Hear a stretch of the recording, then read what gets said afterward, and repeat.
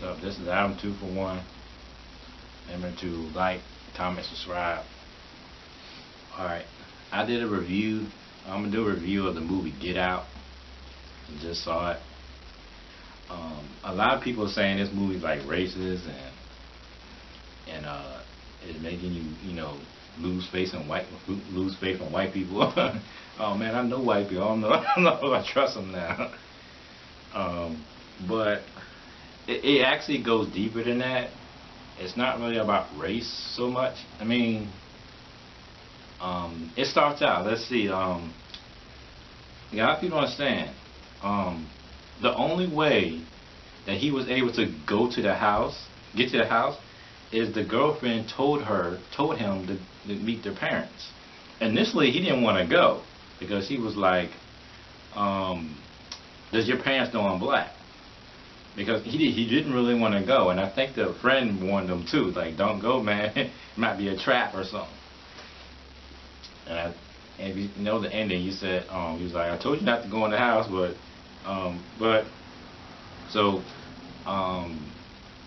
so that's how he was able to go. Is that he trusts his girlfriend. That means he had enough time with her, he trusted her, and then that's why he went. Because initially he didn't want to go. So if he had his own mind, he would say, "You know what? I don't want to go." And he could have left at any point. Supposedly, but anyway, but he trusts his girlfriend. So it was more about trust. It wasn't about race. It was more about trust and knowing people. So he gets to the house, and they start out, and they seem pretty cool. But the brother comes. Now that dude is weird. Because a lot of people are probably thinking, "Man, if that was me, I would have been left." But he trusted his girlfriend. And most people, they try to trust people. And that's how things happen. But so at first I was thinking, like I said, that man, it makes you lose faith in white people. I don't know if I want to trust white people now. And then again I was thinking, wow, I don't know if I trust white girls now. So, but you could switch the races around and have all just black people, have all whites, and it would still been the same outcome. It wouldn't have mattered. But the plot twist was that whites would come to this house, and then what happened was the girl was bringing black men to the house. That's how good she was. That's how manipulative she was able to be, to manipulate black people, black men, to come to the house. It was like a succubus or something.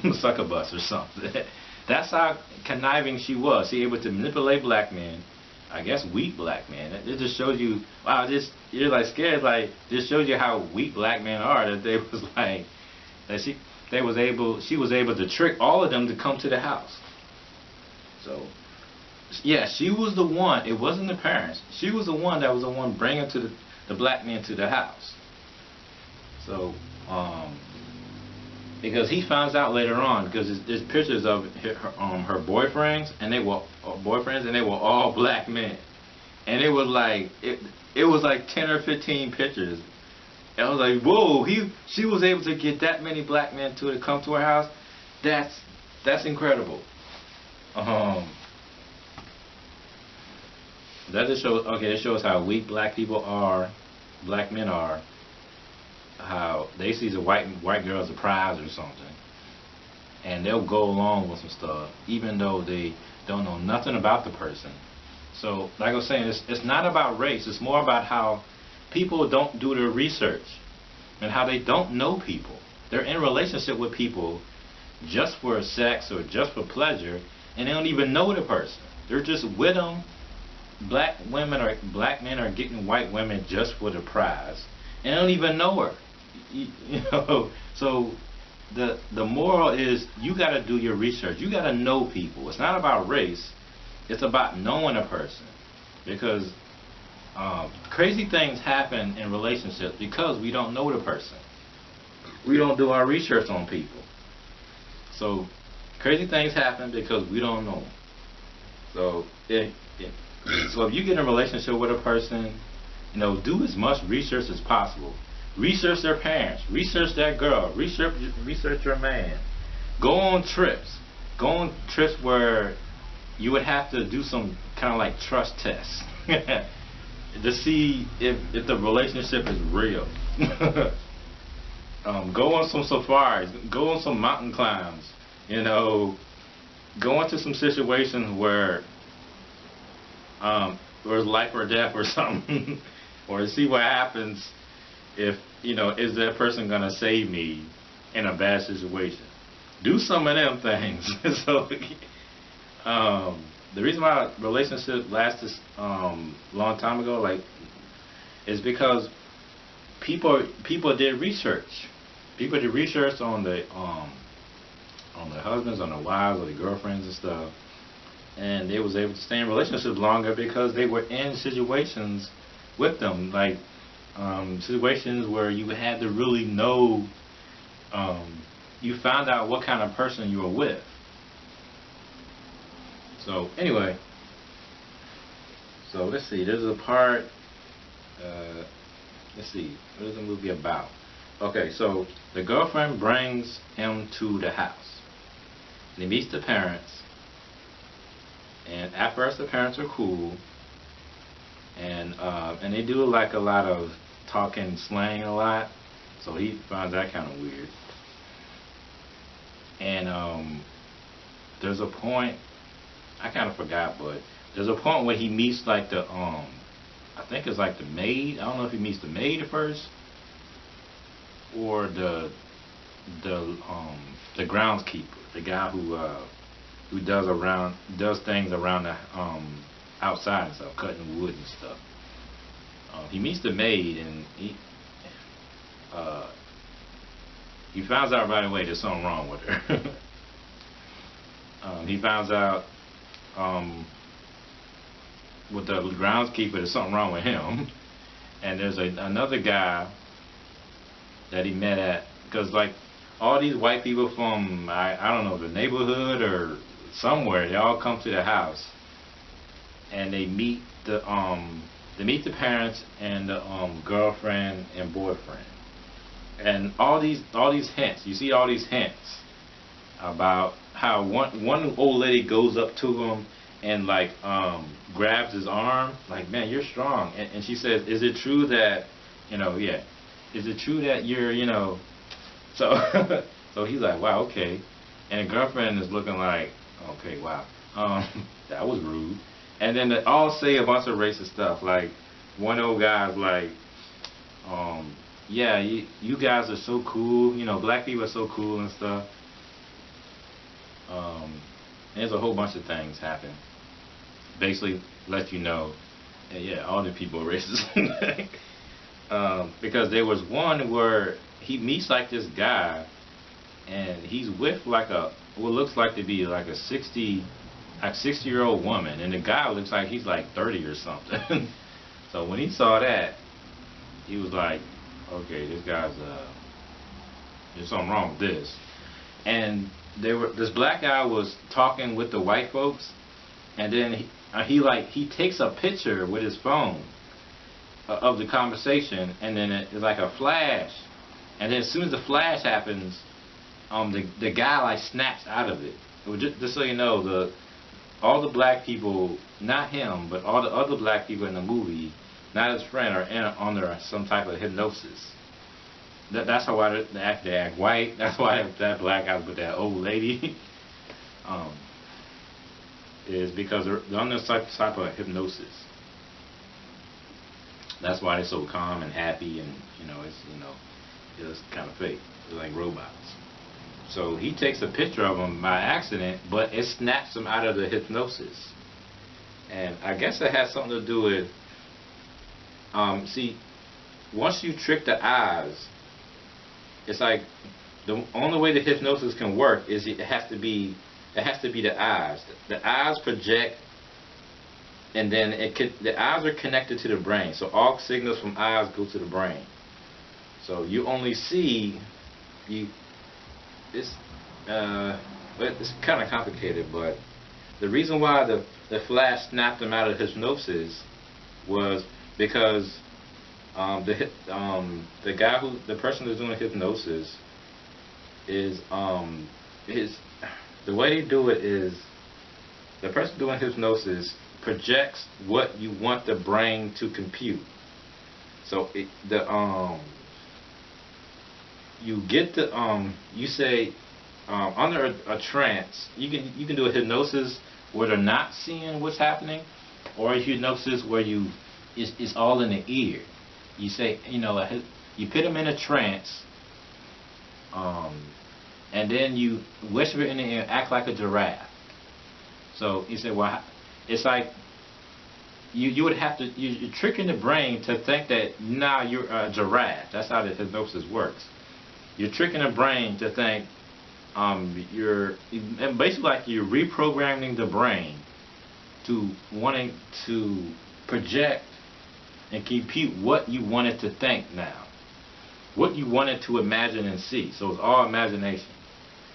You're imagining that you're a giraffe, and that's how you trick the mind. Now you think you're a giraffe and you act like a giraffe. So you almost like it's like a temporary reprogramming of the brain, and you have to use the eyes or use the ears. That's how powerful the ears and the eyes are, that they can you can reprogram stuff so easily. Just by using like hypnosis and programming. If you know anything about programming is really powerful. That's how you can get white folks to fear black people. Is that you have to be programming that person. You have to be over time programming a person to hate black people. And the only way you can do that is you have to use sight and sound. So if you watch, let's say you watch the news every day, and every day they show black crimes, black rapes, black robberies. If you see that every day, eventually you start imagining this scenario that all black people are bad people. So it's like your brain over time is being programmed. And hypnosis is almost like a quick reprogram. But you can snap out of it at any time. The hypnosis can be snapped out of. Racist programming and other types of programming, those things are over time. Over time they happen and it can be reprogrammed. But other type of hypnosis programs, they're like quick. I can reprogram your brain and think you're a giraffe or crazy or rich, and I can, snap my fingers and then you will do it. So it's like to snap my fingers is like the trigger. You hear it, snap. Okay, so when I snap my fingers, this is when you're gonna do it. Okay, I'm going kind of deep. Anyway, so the mother knows how to do the hypnosis thing. And at first they're like, because he says, do you smoke? He asked the boyfriend, do you smoke? He said, yeah, but I'm trying to quit. So one day when he's like asleep, he wakes up and then he sees her somewhere, I think like in the living room or something, or family room. And then she's talking to him about the night his mother died. And at first he doesn't want to talk about it, but eventually she gets, okay, the crazy thing about it, the whole time she has like this teacup, and she's like, she has this teaspoon, and she's like stirring the tea, and as she's stirring the tea, she's talking to him about her childhood and the night her mother died. And so that night he hypnotizes him to use the teacup to he hypnotizes her to quit smoking and also trigger him at any time. She uses hypnosis to do 3 things actually.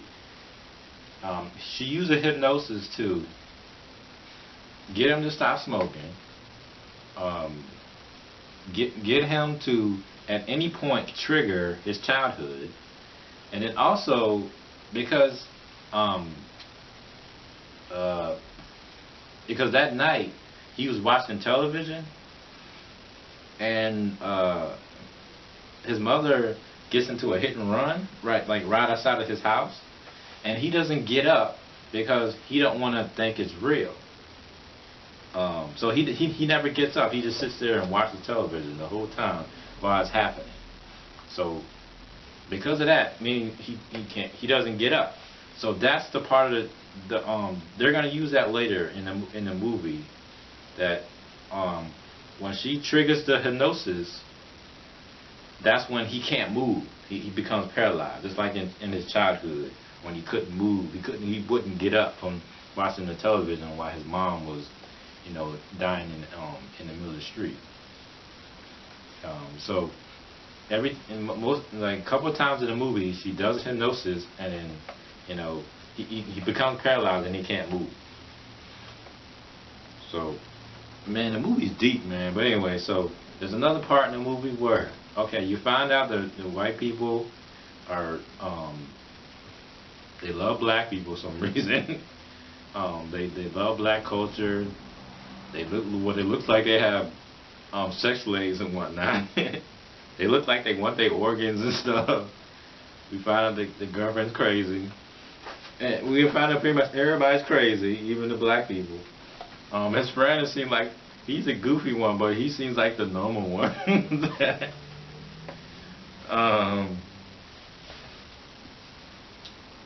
But yeah, I mean, if they find out the grandfather, he's part of this program where they use hypnosis basically to make black people better, which I guess what they're trying to say. Where like you say, make them happy, where they're gonna basically dress and act like us.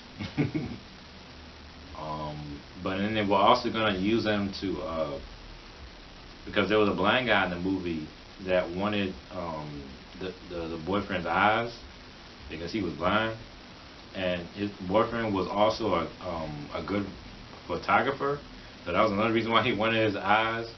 He wanted his eyes and his brain, because he found out the blind guy found out the photographer's photos were, they were really good, they were really awesome, profound.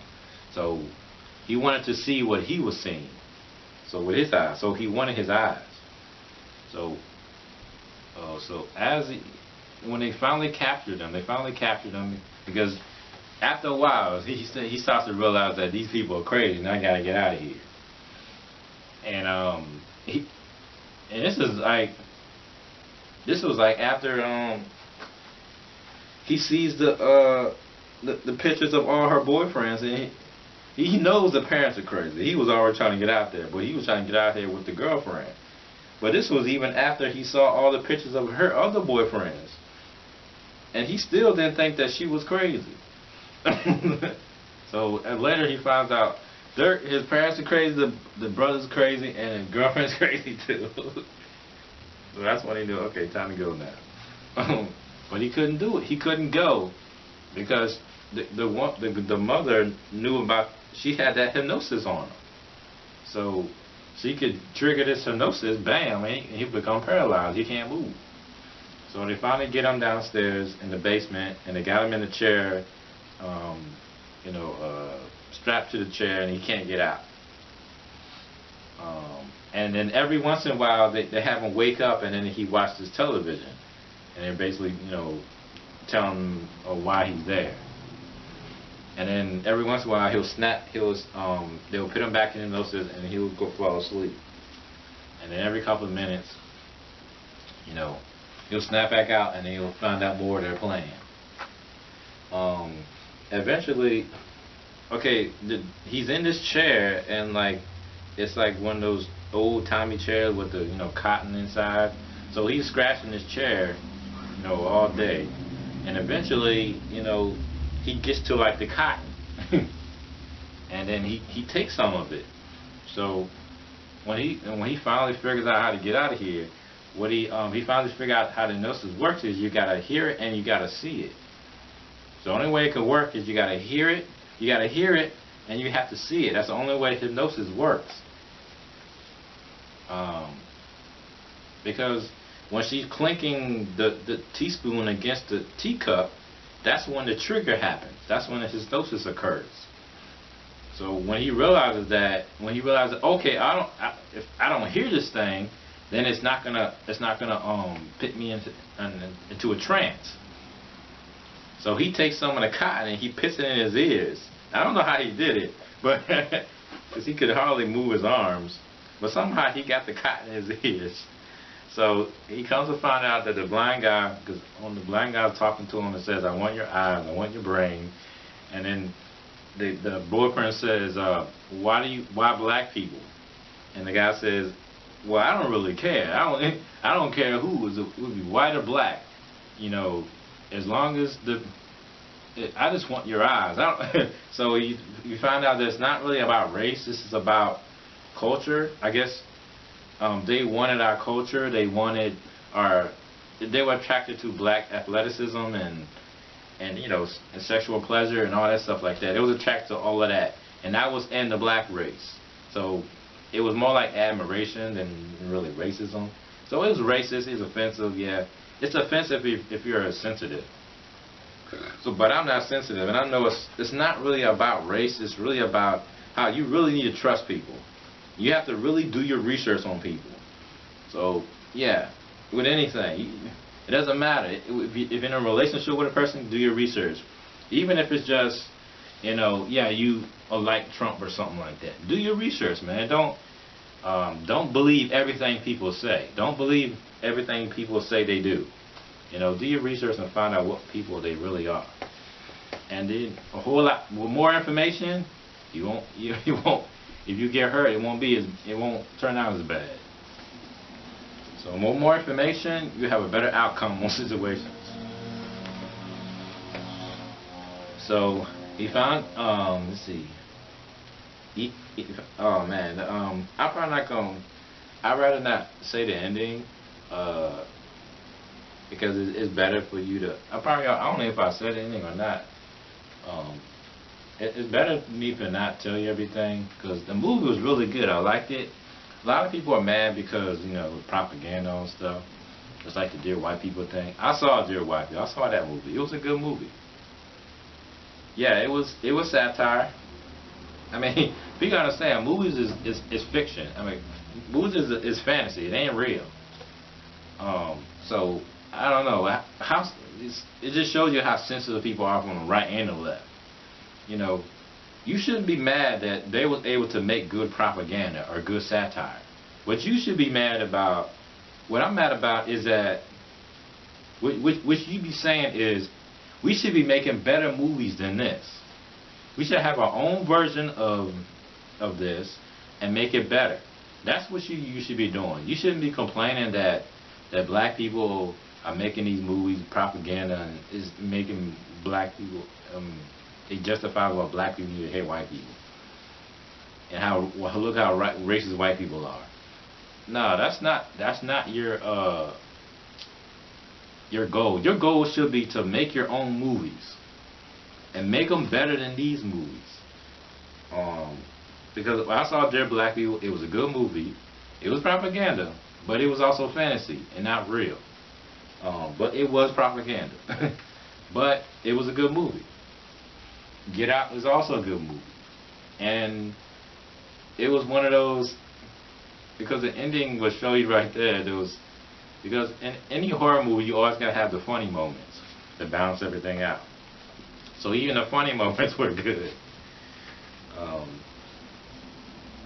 So yeah, it wasn't too much about race. It was more about fascination with races, and if the best way to do to understand the whole thing was just do your research on people, because if he really knew who his girlfriend was, he wouldn't have went to the house. He's like, man, you know, I think my girlfriend trying to trick me to go to this house. Because there's another situation where it was another hint to let you know that not to trust her. Yeah, there's a situation where he gets pulled over by the police, and the cop is like, "Can I see you? Can I see your ID?" It was like the boyfriend, because like they hit a deer or something, and because it's I guess a crime scene supposedly, he had to see his ID, and then she says, "Oh no, you ain't got to show him his ID. That's I guess he said it was racist or something. No, you ain't got to show his ID." And he's sitting there like, "No, I want to give him his ID. And he know the deal. I'm showing his ID. I ain't want to start nothing." But she was getting an attitude with the cop, and the guy was just thinking, "What are you doing?" He's probably thinking, "Hey, shut up, woman." But that's probably what he was thinking. I was like, this is how people get beat up by the cops, because they bring their girlfriend, or let's say you're in a situation where you're bringing your white girlfriend, and she has to prove that she's not racist, and she has to stick up for you, but she's creating a hostile situation for no reason. So, all he's thinking is, okay, I know you're not racist, calm down. It's like, I'm not. It's like, if this cop gets mad, I'm the one that's gonna get beat up, not her. So that's what he's thinking. Like, shut up, man. So if you're gonna bring your woman and she's white, yeah, drive carefully, because she's gonna try to prove that she's not racist by sticking up for you. But you think in your mind, shut up, man. Don't say nothing. So yeah, if he knew who his girlfriend really was, she was doing that pandering thing, then yeah, the movie would have ended way better than that. And the fact that,